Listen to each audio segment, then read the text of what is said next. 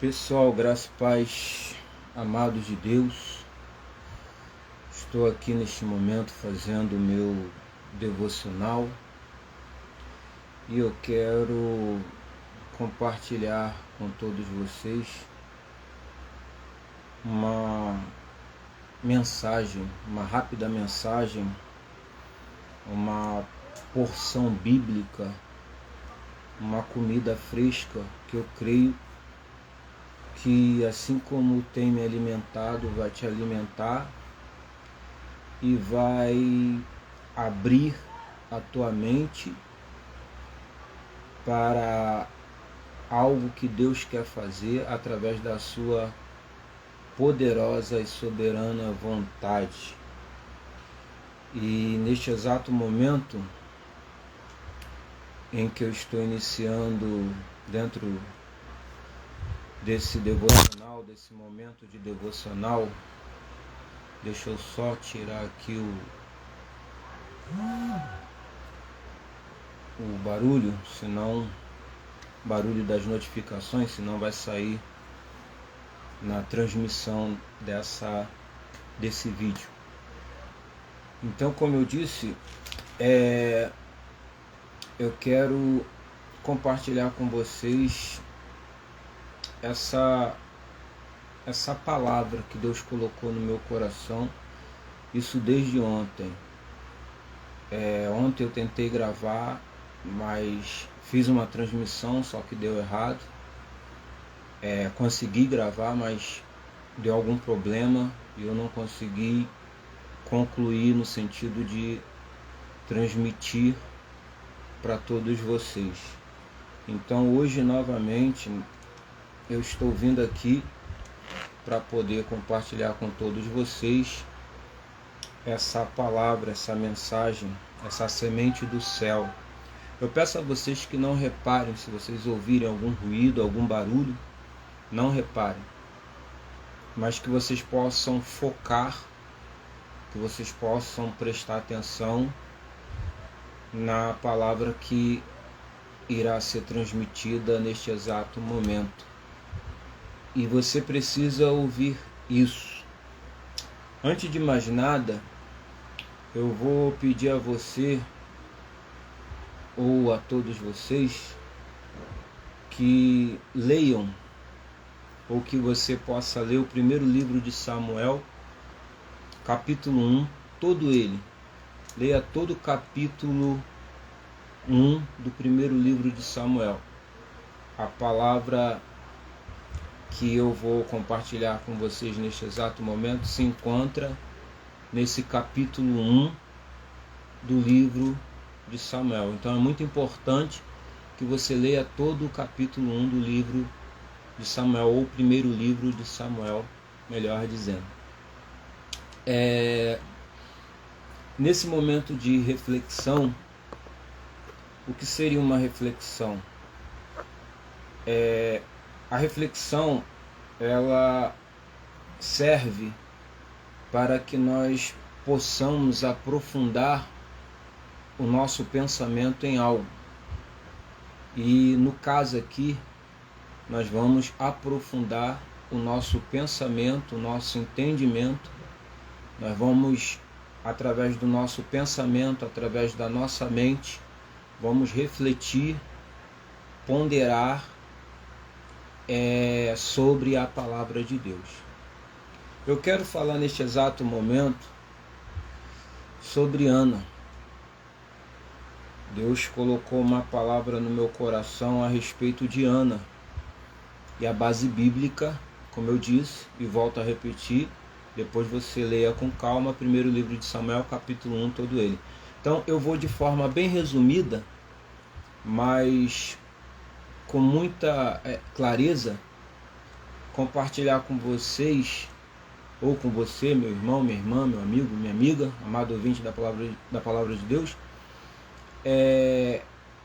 algumas observações, alguns pontos que Deus me chamou a atenção através da vida e da história de Ana.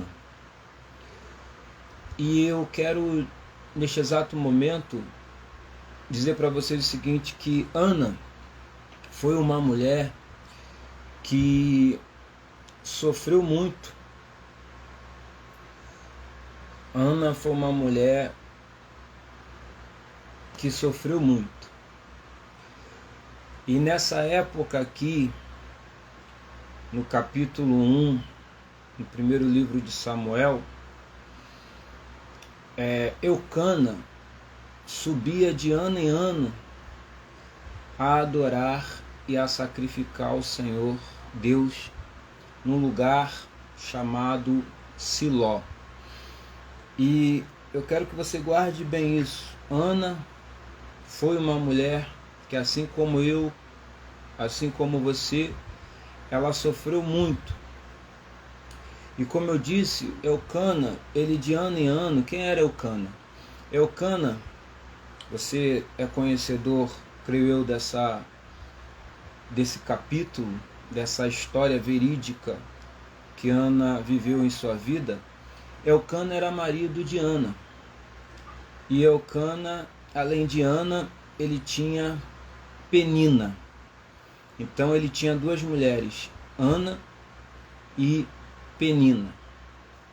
E de ano em ano, Eucana subia para adorar e sacrificar ao Senhor Deus em Siló, que era um lugar, era uma região, um local onde eles adoravam e sacrificavam ao Senhor Deus. Por que que Eucana fazia isso?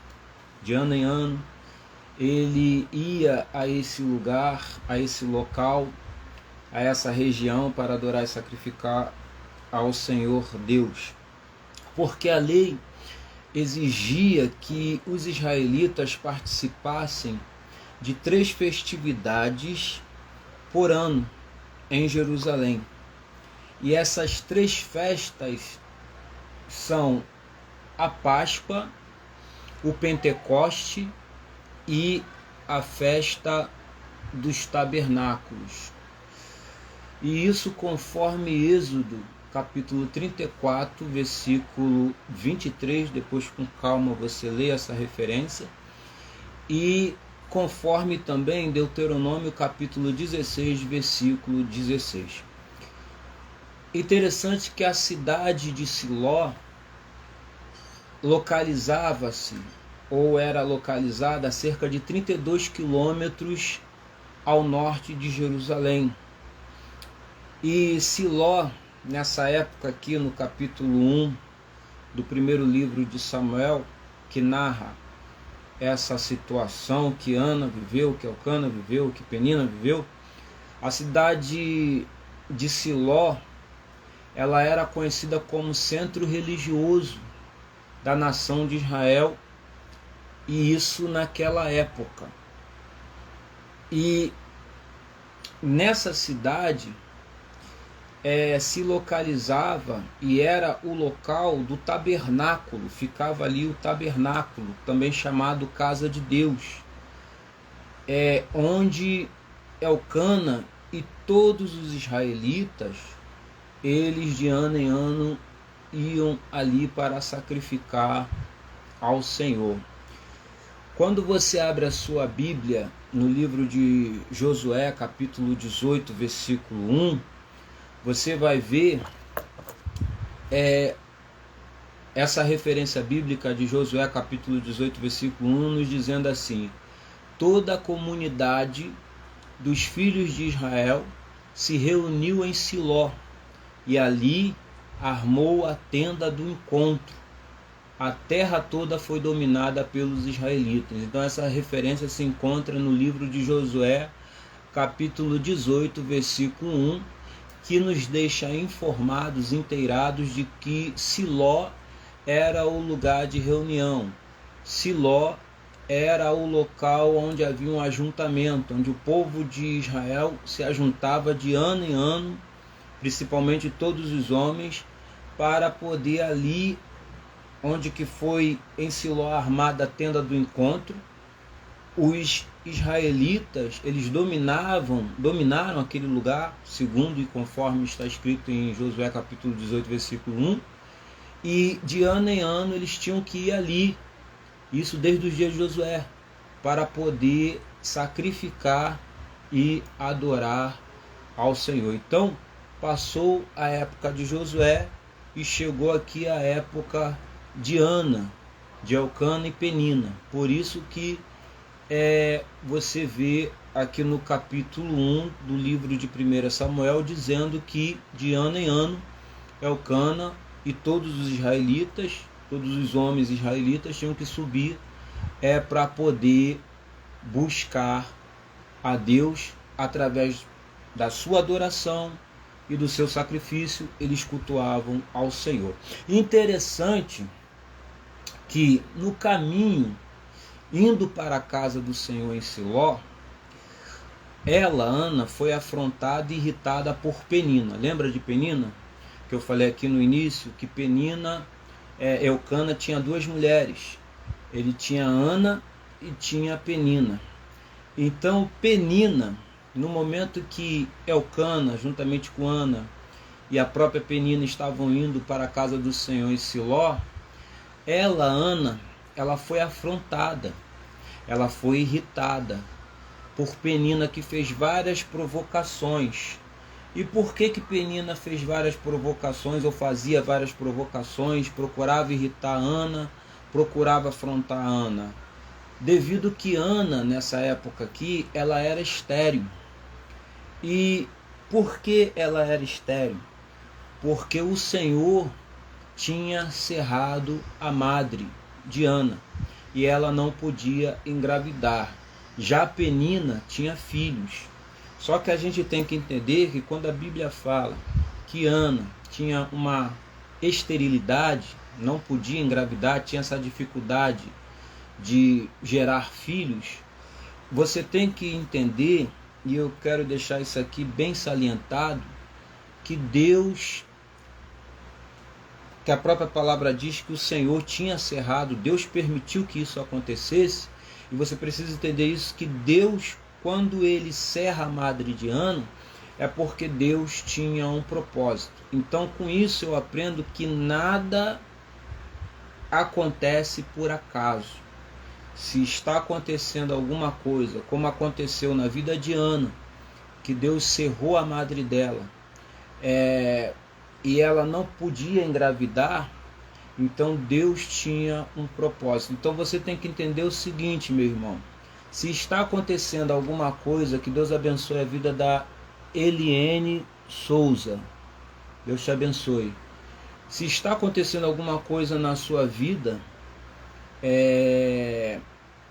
e você está encontrando uma certa dificuldade como Ana encontrou, você precisa entender que não é para você murmurar.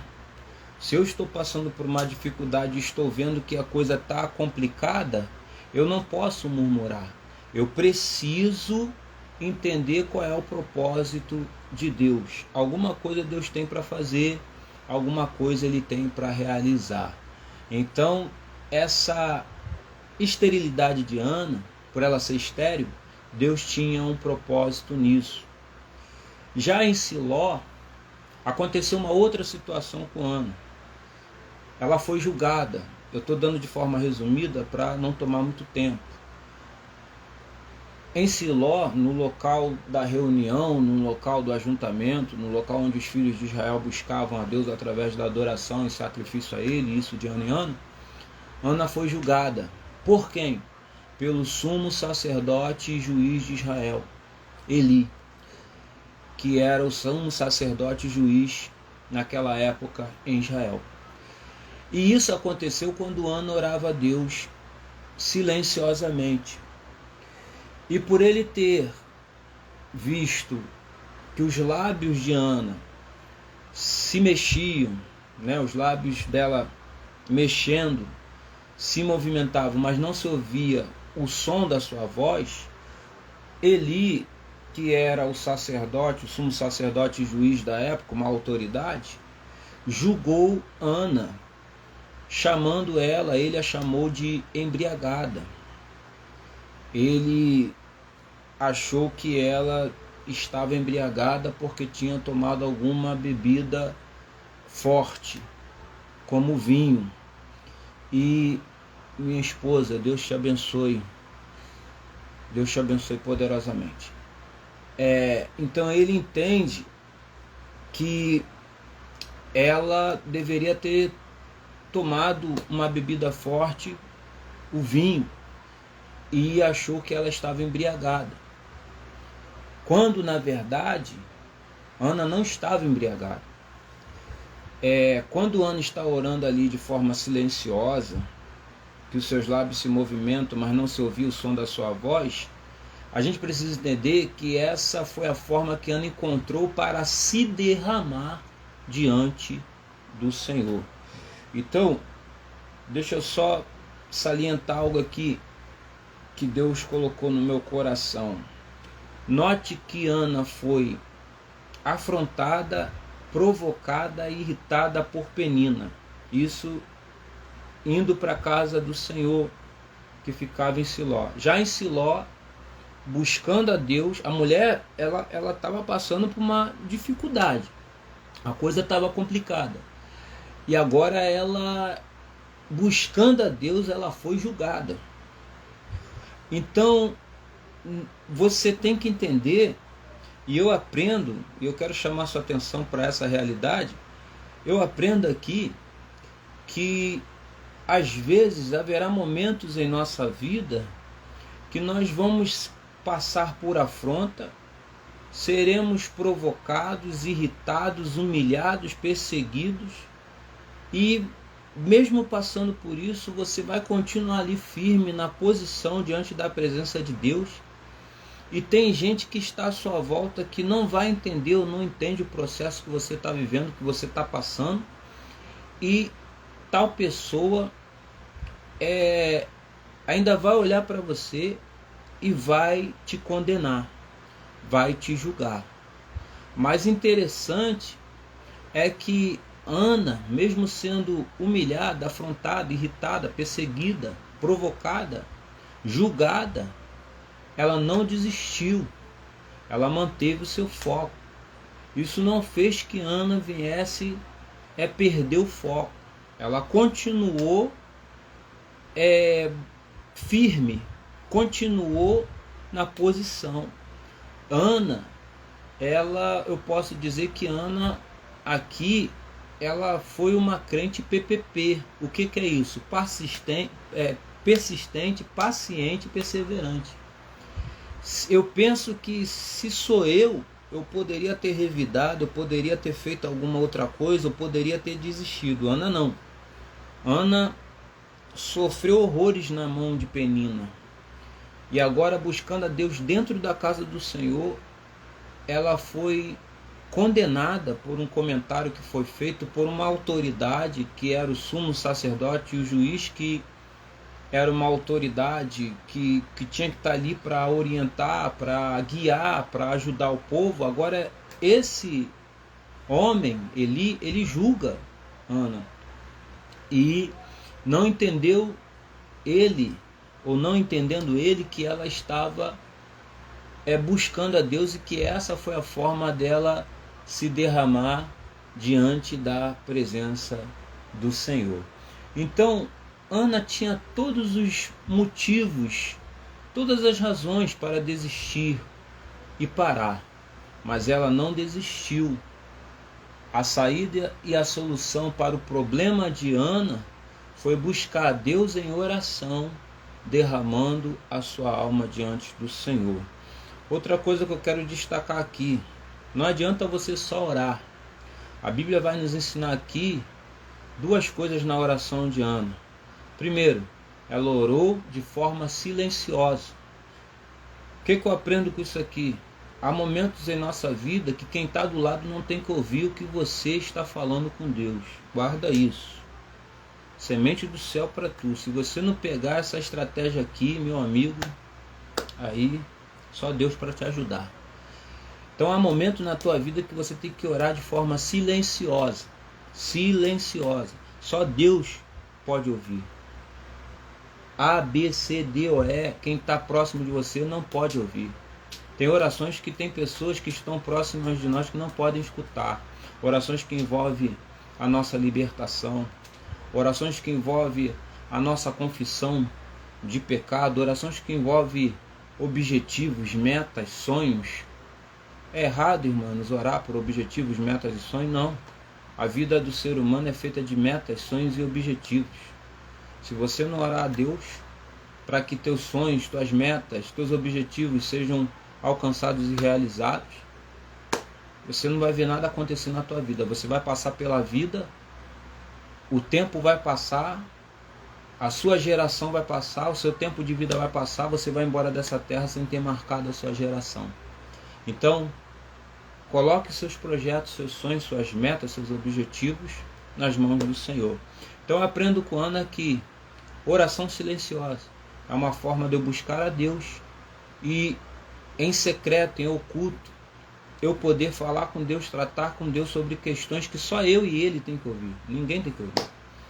E uma outra coisa que eu aprendo aqui, que além da oração silenciosa, ela se derramou através da oração diante da presença do Senhor, e isso com a sua alma. Ela ora a Deus e na sua oração ela derrama a sua alma diante do Senhor. O que é isso? Ela se esvazia daquilo que ela era, daquilo que ela tinha, ela coloca diante de Deus, ela se despe, ela se coloca diante de Deus e fala: Senhor, ó, eu sou isso aqui, sou uma mulher que estou sendo afrontada, perseguida, julgada, provocada, as pessoas não dão nada por mim, eu sou uma mulher, e apresento o problema, eu sou uma mulher estéril, estou aqui te clamando porque eu quero ter um filho, eu quero a minha vitória.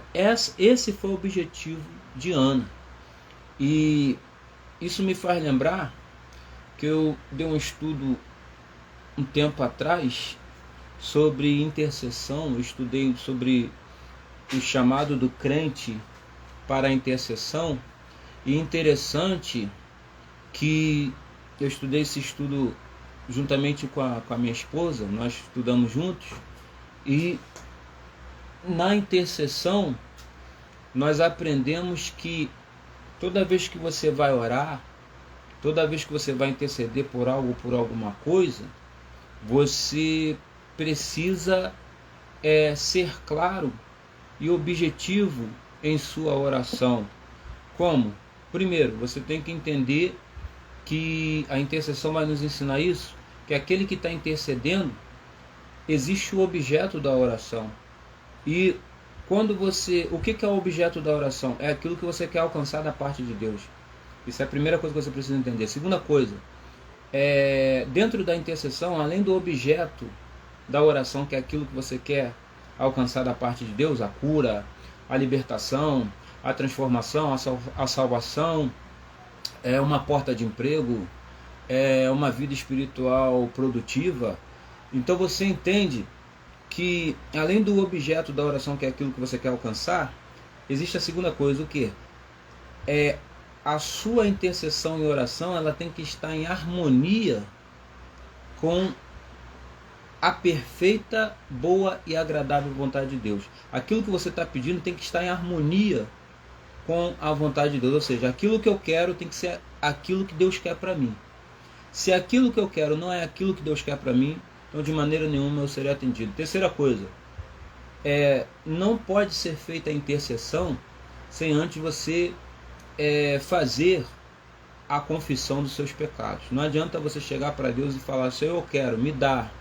O objeto da oração que eu quero alcançar é esse aqui, a libertação do meu esposo. Mas antes de você pedir pelo seu esposo, pedir pelo seu casamento, pedir uma porta de emprego, você precisa confessar os seus pecados.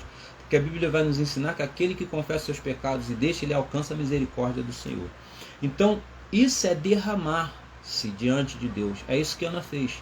Ela reconheceu: Senhor, eu sou uma mulher irritada, eu sou uma mulher provocada, eu sou uma mulher perseguida, eu sou uma mulher afrontada, eu sou uma mulher amargurada, eu sou uma mulher que a minha alma está abatida, eu sou uma mulher estéril. Ela se lançou diante de Deus. Então isso é interessante, você precisa fazer isso. Só assim Deus vai te honrar poderosamente. Então a gente aprendeu aqui que ela busca a Deus em oração e derrama a sua alma diante do Senhor.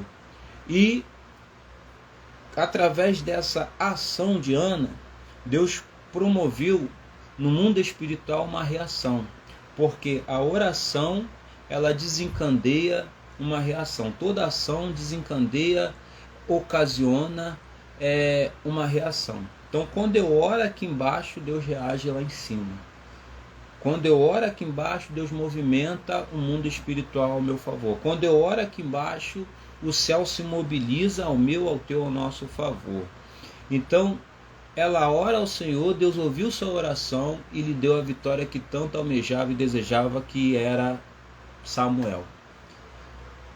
Para fechar, Ana, ela representa a igreja que em nosso tempo atual não foge da luta.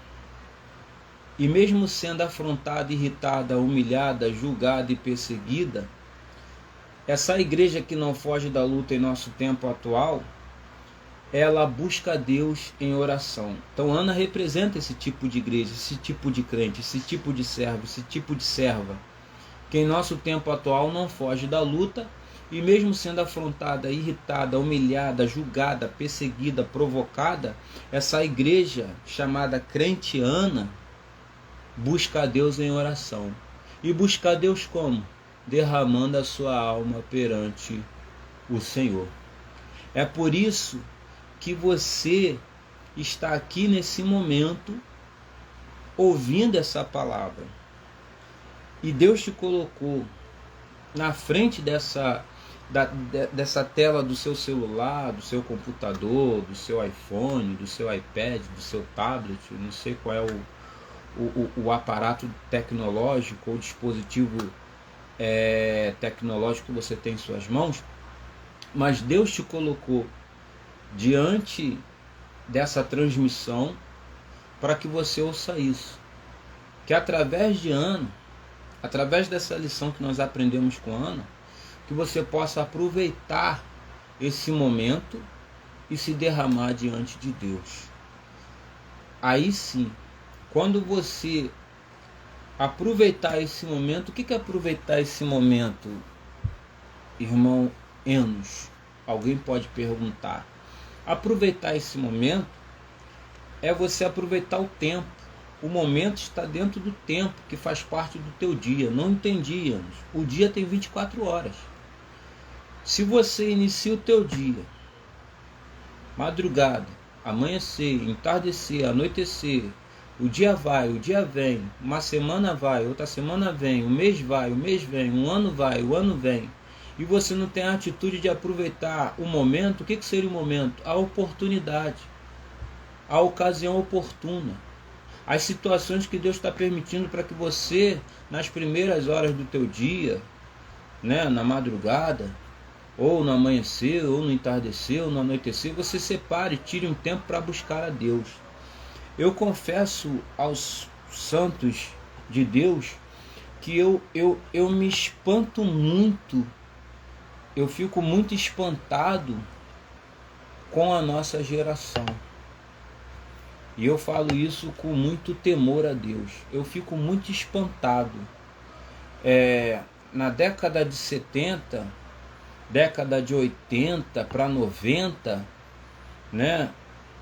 Você via muitas pessoas buscando a Deus. Você via muitos homens e mulheres, jovens, adolescentes, pré-adolescentes e até crianças buscando a Deus em oração, derramando a sua alma, assim como Ana derramou diante do Senhor. Hoje você encontra uma dificuldade. Então hoje eu falo, quando eu digo para vocês que eu fico espantado, eu digo isso com muito temor a Deus no meu coração. É de se admirar, porque a nossa geração, e quando eu falo a palavra geração aqui, eu estou falando, porque tem pessoas que quando o pregador ou alguém fala assim, a nossa geração, a pessoa pensa que está falando diretamente para o público jovem, mas não é. A palavra geração significa contemporâneo, os meus contemporâneos, que vai desde a criança que está no colo da mãe, né, uma criança que nasceu ou é recém-nascida, que está sendo amamentada, até o ancião que se encontra com os dias avançados, que se encontra vivendo uma boa velhice. Então minha geração é formada de pessoas, crianças que nasceram, né, que estão sendo amamentadas até o ancião de idade avançada, ou seja, meus contemporâneos. Isso envolve criança recém-nascida, meninos, meninas, adolescente, pré-adolescente, jovens e por aí vai, senhores, senhora, moço, moça, por aí vai.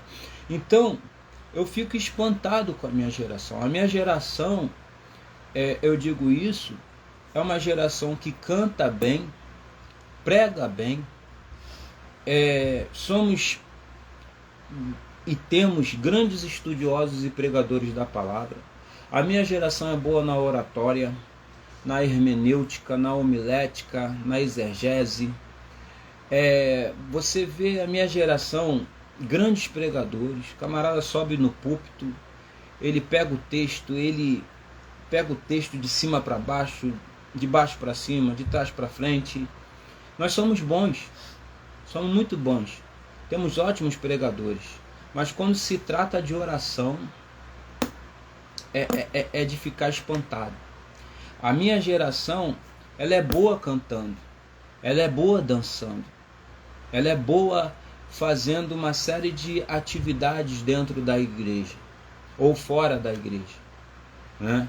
Mas a minha geração é uma geração que não se prepara, é uma geração que não derrama a sua alma em oração diante do Senhor. Alguém vai falar assim, você está julgando? Não, é uma realidade. Nós vivemos numa época em que o jovem, né, não só os jovens, mas adultos, senhores, senhora, nós passamos, vou colocar aqui 4 horas do nosso dia. O dia tem 24 horas, nós passamos aqui 4 horas do nosso dia. Marlon, Deus te abençoe, meu amigo, que você seja ricamente abençoado através dessa transmissão. Um abraço, Marlon, é um grande amigo, irmão em Cristo, que trabalha conosco ali na Fiocruz, um jovem que tem um futuro muito promissor. O pai dele é pastor, meu amigo, e eu gosto muito desse rapaz, é um ótimo rapaz. Deus te abençoe, seja ricamente abençoado através dessa transmissão. Então, como eu dizia, você vai ver na minha geração muitas pessoas que têm o costume de passar 4 horas ou o dia todo com o celular na mão, vendo coisas que não são interessantes, acessando coisas que não são interessantes. Aí nós passamos mais de 4 horas no TikTok da vida, no WhatsApp, falando coisa que não deve, conversando coisa que não deve, entrando em páginas e abrindo janelas que deveriam estar fechadas, janela da pornografia, janela que promove o homossexualismo, o lesbianismo, janela que promove a destruição da família padrão formada por homem e mulher, que Deus instituiu e deixou isso bem claro na palavra. Isso está lá em Gênesis. Deus fez o homem para a mulher para o homem. Nós vemos aí pessoas que passam a maior parte do tempo postando foto, fazendo selfie, mostrando seu corpo, sensualizando. E a maior parte, servo de Deus. Pessoas que exercem uma posição, pessoas que têm comandam e lideram uma frente de trabalho dentro da casa do Senhor. E o que eu estou falando aqui, meu amado, é algo que está acontecendo de forma generalizada, isso em vários lugares. E por que isso acontece? Por que a pessoa passa mais tempo acessando a internet, postando foto de parte do seu corpo, mostrando, sensualizando, querendo auto se promover? Porque isso é bíblico. Jesus falou que por se multiplicar a iniquidade, o amor de muitos se esfriaria. E nós vemos que poderíamos usar os aparatos tecnológicos que nós temos para poder evangelizar, para poder ganhar alma para Jesus, eu vos faço uma pergunta que serve primeiramente para mim. Quantas almas nós ganhamos para Jesus esse ano? Quantas almas você ganhou para Jesus esse ano? Quantas almas eu levei para Cristo no ano de 2021? Quantas almas desceram as águas batismais na sua igreja e na minha igreja? Nós temos sido pessoas que nós estamos sendo guias e orientadores e condutores, levando outras pessoas para Jesus, ou nós estamos afastando as pessoas de Cristo? Através do meu comportamento, através das minhas atitudes, através dos meus atos e das minhas ações. Será que eu estou com as minhas ações glorificando a Deus? Será que alguém consegue olhar para o Enos e falar assim: poxa, eu quero ser que nem ele, eu quero pregar que nem ele, eu quero viver uma vida com Deus como ele vive?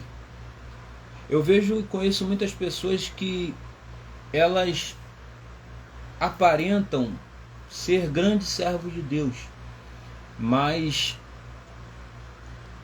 no dia a dia, nos atos, nas atitudes, você nota que essa pessoa, ela só é um verdadeiro adorador quando o microfone está na mão dela, quando ela assim está cumprindo uma agenda, ou quando ela está escalada para ministrar um louvor, fazer um back vocal ou cantar na igreja. Isso eu falo de uma forma geral.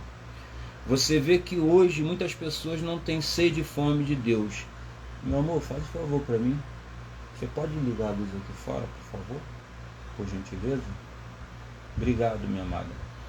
Você vê pessoas que elas só mostram que são algo ou alguma coisa quando o microfone está na mão dela. Quando ela está diante... Obrigado.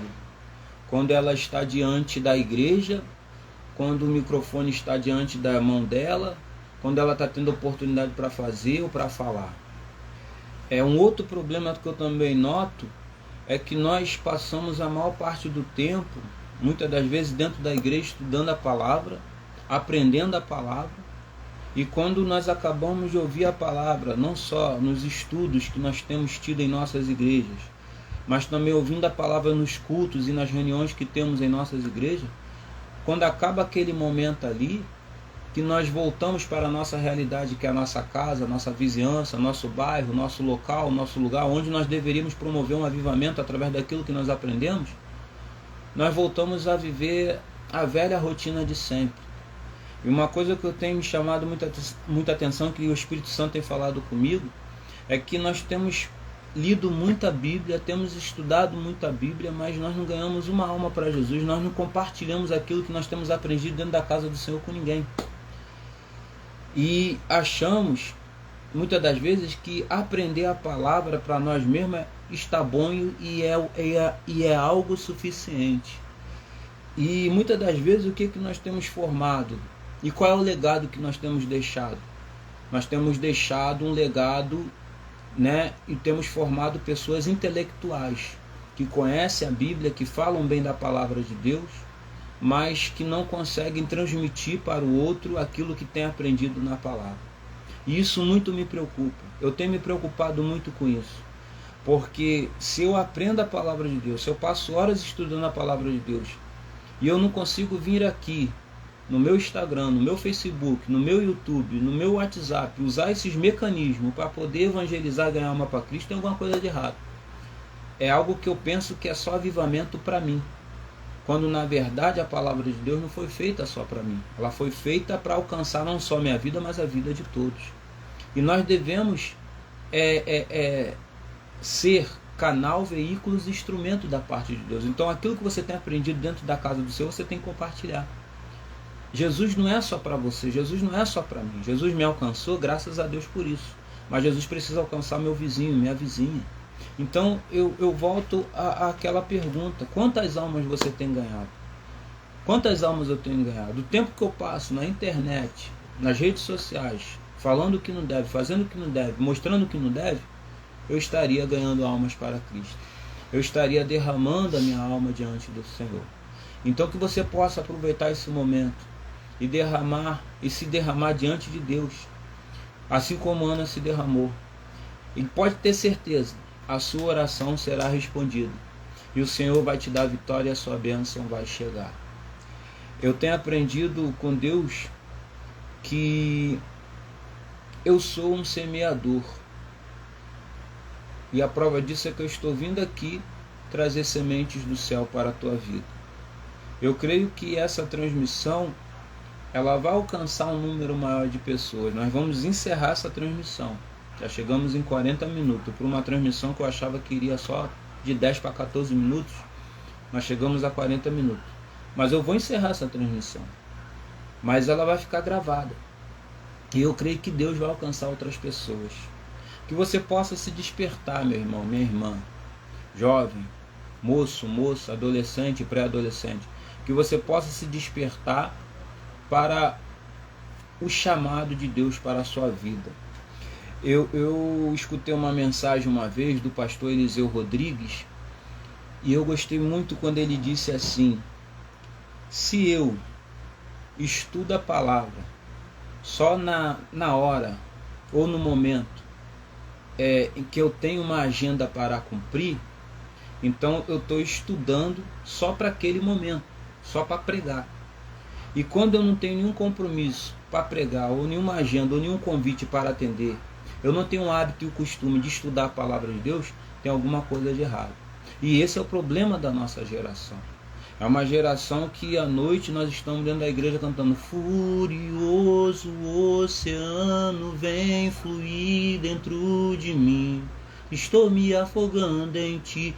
Mas passado aquele momento da igreja, da oportunidade que o microfone sai da nossa mão, que nós saímos da casa de Deus, que as luzes do templo se apagam, que as portas do templo se fecham sobre as nossas costas, que o microfone sai da nossa mão, nós não colocamos em prática aquilo que cantamos: furioso oceano vem fluir dentro de mim. Aí como é que eu vou querer que o furioso oceano, que a presença de Deus flua na minha vida, se eu não tiro nem uma hora para orar, se eu não tiro um tempo para ler a palavra de Deus? E hoje, se você for cobrar essa geração de ler a Bíblia, de ir para uma escola bíblica dominical, um culto de ensinamento da palavra, a desculpa que eles dão é: você não é meu pai, você não é minha mãe, meu pai e minha mãe não me cobram. Mas é uma coisa que eu não consigo entender. Aí a mesma pessoa, na vida profissional, arruma um trabalho. Aí eu te pergunto, eu trabalho na Fiocruz, eu pego de segunda a sexta lá, com um plantão no sábado por mês. Meu horário é de 6 às 3. Eu tenho uma tolerância de 15 minutos. Mas se todo dia eu chegar às 6h15, 6h15, 6h15, eu serei chamado a atenção. Se eu bater o ponto antes do horário das 6, eu sou chamado a atenção. No máximo eu tenho que bater 5h50, 10 para as 6. Se eu bater antes disso, eu sou chamado a atenção. Se eu faltar e não levar um atestado, eu sou chamado a atenção. Ou seja, você é cobrado no seu trabalho. Se você, jovem, arrumar um trabalho, você será cobrado pelo seu patrão. Se você faltar e não der nenhuma justificativa, você é passível até de tomar uma justa causa. Você vai ser descontado. Você vai tomar uma advertência verbal, será chamado a atenção pelo seu patrão pela primeira, segunda vez, a terceira vez ele vai te dar uma advertência por escrito, na última vez ele não vai nem falar mais nada, é justa causa, você vai perder os seus direitos. Aí eu te pergunto, por que no meu trabalho eu sou cobrado e na casa de Deus, quando nós vamos cobrar, porque a cobrança faz parte da vida. A cobrança faz parte da vida. Se hoje eu estou falando com vocês aqui a respeito de Ana, da palavra de Deus, é porque meu pai e minha mãe, eu me lembro, meu pai, pastor Antônio Vieira, já em memória, mas minha mãe está lá embaixo, ela pode confirmar isso.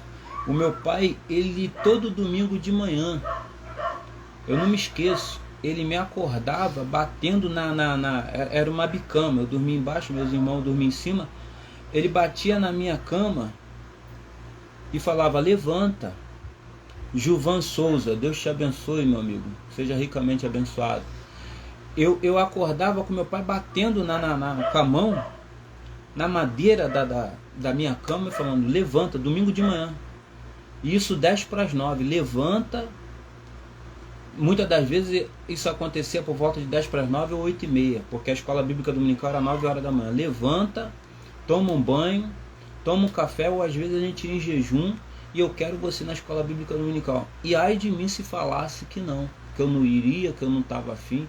Hoje você vê o jovem de 17, 18, 19 anos falando para o pai que não vai, o pai fala, vai para a igreja, não vou, vai para a escola bíblica dominical, não vou, vamos para o culto, não quero ir, você já leu a Bíblia hoje, ler Bíblia é muito chato. Não dá para entender.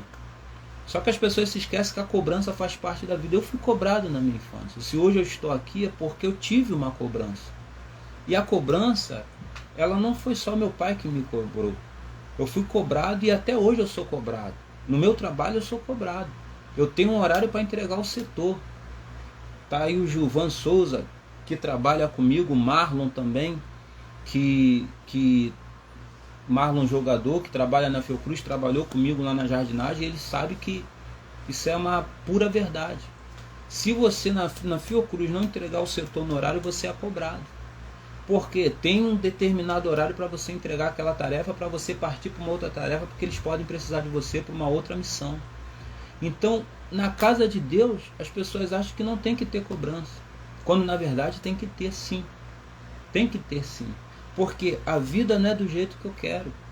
Servir a Deus não é da forma que eu penso. Servir a Deus é algo muito sério. Então, se você quer alcançar vitória, bênção, benfeitorias, benefícios, ver as promessas de Deus se cumprindo, aceite a cobrança.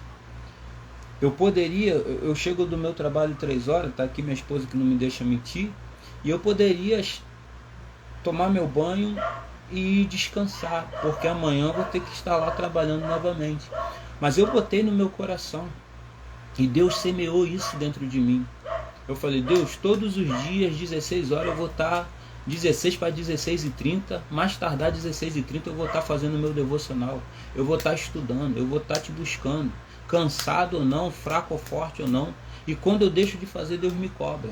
Por quê? Porque eu tenho que entender que isso aqui que eu estou fazendo, eu não estou fazendo porque eu quero fazer. Eu não estou fazendo para mostrar que eu sei. Eu não estou gravando essa transmissão aqui para dizer para você que eu sei falar, que eu sei pregar, nada disso. Eu estou fazendo isso porque é uma responsabilidade que Deus me deu. E se eu não fizer, eu serei cobrado. Então, na obra de Deus é a mesma coisa. Não existe esse negócio que muitos pensam, eu não sou pai e mãe de ninguém para cobrar. Não, é a obra de Deus.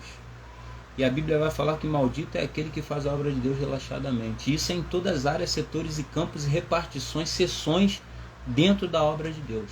Seja ofertar, seja dizimar, seja contribuir com uma doação, seja pregar, seja cantar, seja limpar um banco, uma cadeira, servir água. Se você faz de qualquer jeito, a Bíblia vai falar que maldito é aquele que faz a obra de Deus relaxadamente. E o que é a obra de Deus? A obra de Deus é tudo aquilo que vem na sua mão para que seja feito. Então, às vezes, nós queremos estar na presença de Deus, mas escolhendo aquilo que nós queremos fazer do nosso jeito e da nossa maneira. Então, Ana, ela entendeu o propósito de Deus. Ela poderia reclamar. Ela poderia, mas a Bíblia é bem clara. Foi Deus que permitiu aquela esterilidade. E Ana não reclamou. Ana não reclamou, pelo contrário. Isso fez ela se aproximar mais de Deus. Então aprenda isso. Às vezes esse problema, essa situação, essa cobrança, o que está acontecendo hoje é para te aproximar mais de Deus. Então eu encerro essa transmissão te dizendo o seguinte: aproveite esse momento. Aproveite esse dia de hoje dia 23. Aproveite esse momento. Já estamos chegando aí no anoitecer. Então aproveite esse momento e se derrame diante de Deus. E a sua oração será respondida e o Senhor vai te dar a vitória e a sua bênção vai chegar.